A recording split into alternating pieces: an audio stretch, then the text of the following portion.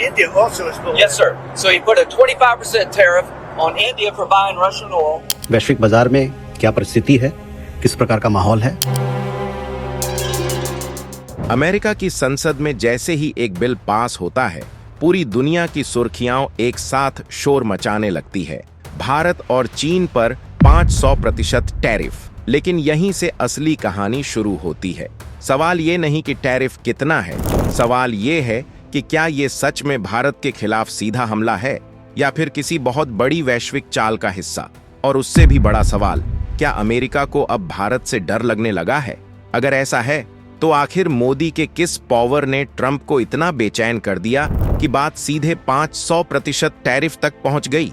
ये कोई साधारण व्यापारिक विवाद नहीं है। इसकी जड़ें रूस के तेल से जुड़ी हैं, यूक्रेन युद्ध की आग से जुड़ी हैं, डॉलर की वैश्विक पकड़ से जुड़ी हैं और सबसे अहम, भारत की उस बढ़ती हुई ताकत से जुड़ी है जो अब बिना किसी से इजाजत लिए अपने फैसले खुद कर रही है। लेकिन इस पूरी हलचल के बीच एक चीज सबसे ज्यादा चौंकाती है, भारत की चुप्पी।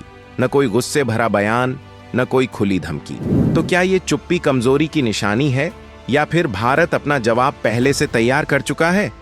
इस वीडियो में हम परत दर परत समझेंगे 500% टैरिफ की असली सच्चाई, ट्रंप की असली चिंता क्या है और वो कौन सी रणनीति है जिससे भारत इस दबाव को न सिर्फ झेल सकता है बल्कि पलट भी सकता है।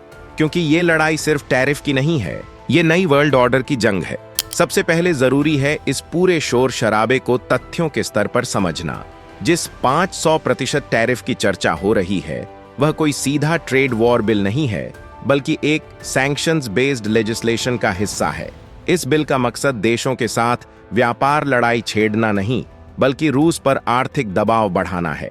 यानी यह कानून उन देशों को निशाने पर रखता है जो अमेरिका के मुताबिक रूस की अर्थव्यवस्था को सहारा दे रहे हैं, खास तौर पर तेल और ऊर्जा खरीद के जरिए।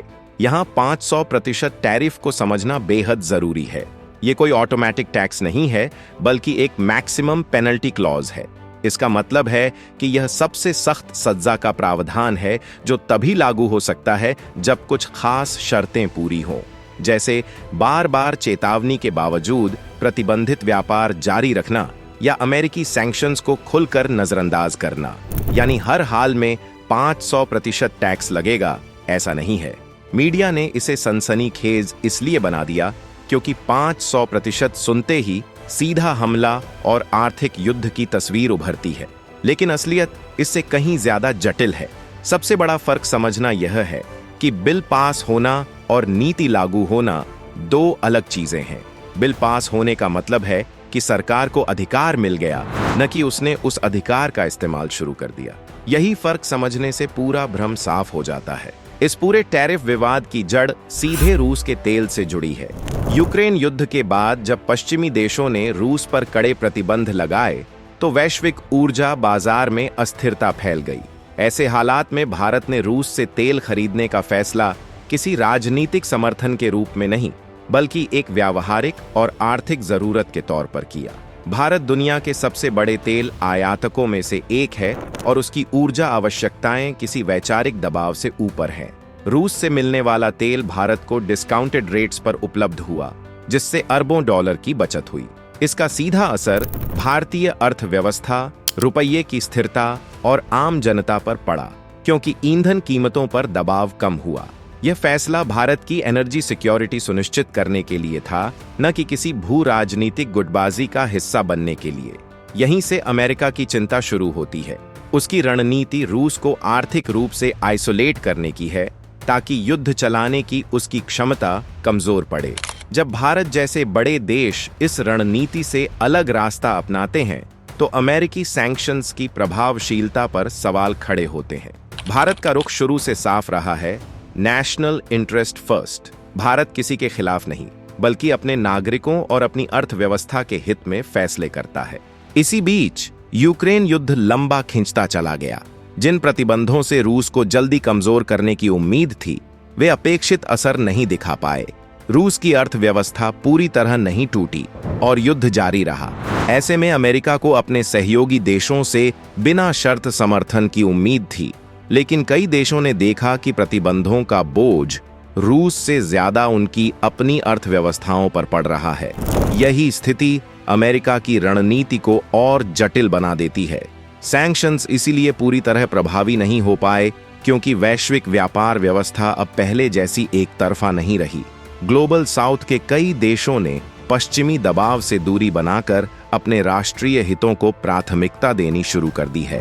भारत जैसे देशों ने साफ कर दिया है कि वे किसी भी गुट का अंधा अनुकरण नहीं करेंगे।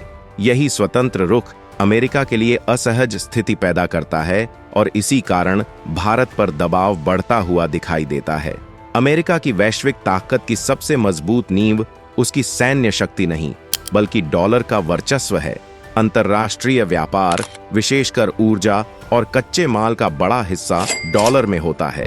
इसी व्यवस्था के जरिए अमेरिका सैंक्शंस को हथियार की तरह इस्तेमाल करता है और देशों को वैश्विक वित्तीय प्रणाली से बाहर करने की क्षमता रखता है। डॉलर आधारित भुगतान तंत्र पर नियंत्रण ही उसकी असली लेवरेज है। हाल के वर्षों में इस व्यवस्था को चुपचाप चुनौती मिलने लगी है। भारत रूस के बीच रूपी रूबल ट्रेड, वैकल्पिक भुगतान प्रणालियां और स्थानीय मुद्राओं में लेन देन के प्रयोग इसी बदलाव के संकेत हैं। भले ही ये प्रयास अभी सीमित हों, लेकिन वे यह दिखाते हैं कि दुनिया पूरी तरह डॉलर पर निर्भर रहने को मजबूर नहीं रहना चाहती। साथ ही ब्रिक्स देशों के बीच वैकल्पिक सेटलमेंट मैकेनिज्म पर चल रही चर्चाएं अमेरिका के लिए दीर्घकालिक चिंता का विषय बन गई है। अमेरिका की चिंता किसी एक सौदे या तात्कालिक नुकसान को लेकर नहीं है, बल्कि इस आशंका को लेकर है कि अगर ऐसे विकल्प मजबूत होते गए तो डॉलर की पकड़ धीरे धीरे कमजोर पड़ सकती है। यही कारण है कि 500% टैरिफ जैसी धमकियों को सिर्फ व्यापारिक दबाव नहीं, बल्कि करेंसी पावर और वैश्विक आर्थिक नियंत्रण की लड़ाई के रूप में देखा जाना चाहिए, जिसमें भारत अनजाने में एक अहम खिलाड़ी बनता जा रहा है। इस असहजता की जड़ भारत की वही स्ट्रेटेजिक ऑटोनॉमी है जिसे मौजूदा नेतृत्व ने स्पष्ट रूप से अपनाया है। इसका अर्थ है बड़े वैश्विक गुटों से जुड़ाव रखते हुए भी अपने राष्ट्रीय हितों पर स्वतंत्र फैसले लेना। भारत सहयोग करता है लेकिन आदेश नहीं मानता, और यही रवैया वैश्विक राजनीति में समीकरण बदल रहा है। प्रधानमंत्री मोदी के नेतृत्व में भारत ने नाइदर वेस्ट नॉर ईस्ट की संतुलित नीति को व्यवहार में उतारा है।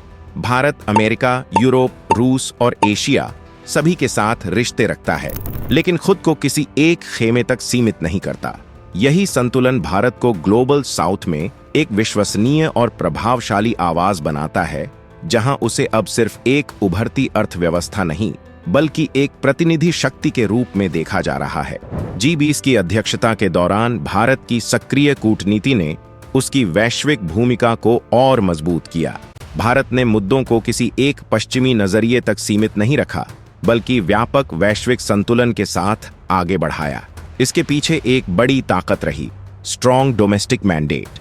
जब किसी नेता के पास देश के भीतर मजबूत राजनीतिक समर्थन होता है, तो वह अंतर्राष्ट्रीय मंचों पर दबाव में झुकने के बजाय आत्मविश्वास के साथ बातचीत करता है। यही आत्मविश्वास अमेरिका को असहज करता है। अमेरिका की सबसे बड़ी दुविधा यही है कि वह भारत पर दबाव तो बनाना चाहता है, लेकिन उसे खोने का जोखिम नहीं उठा सकता। भारत अमेरिका के व्यापारिक संबंध लगातार गहरे हुए हैं और उनका व्यापार अब रणनीतिक स्तर पर पहुंच चुका है। टेक्नोलॉजी, डिफेंस, फार्मा और एनर्जी जैसे क्षेत्रों में भारत अमेरिका के लिए सिर्फ एक बाजार नहीं, बल्कि एक भरोसेमंद साझेदार बन चुका है। इंडो पैसिफिक रणनीति में भारत अमेरिका के लिए केंद्रीय है। चीन के बढ़ते प्रभाव को संतुलित करने के लिए अमेरिका को ऐसे देश की जरूरत है जो भौगोलिक, राजनीतिक और आर्थिक रूप से स्थिर हो।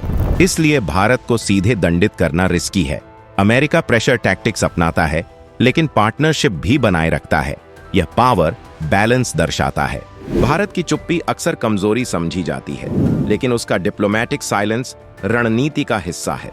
भारत परिस्थितियों को समझकर विकल्पों का आकलन कर सही समय पर कदम उठाता है। इसे रिस्पॉन्ड लेट, रिस्पॉन्ड स्ट्रॉन्ग कहा जाता है। मीडिया शोर मचाता है, लेकिन असली कूटनीति शांत माहौल में चलती है। यही भारत की चुप्पी को कमजोरी नहीं, बल्कि सोच समझी रणनीति बनाती है। अगर 500% टैरिफ लागू भी हुआ, तो असर केवल कुछ चुनिंदा सेक्टर्स तक सीमित रहेगा। खासकर वे जिनकी अमेरिका पर निर्यात निर्भरता अधिक है। आज कई देश अपनी स्वतंत्र नीतियां बना रहे हैं और किसी एक शक्ति के दबाव में नहीं है। भारत इसी बदलाव के केंद्र में है, न टकराव, न समर्पण, बल्कि संतुलन और दीर्घकालिक हितों की रणनीति के साथ। यही संकेत है कि भविष्य में दबाव से ज्यादा संवाद और नियंत्रण से ज्यादा साझेदारी निर्णायक होगी। अगर आपको ये वीडियो इंफॉर्मेटिव लगी हो तो लाइक जरूर करें, शेयर करें और चैनल को सब्सक्राइब करें। जय हिंद।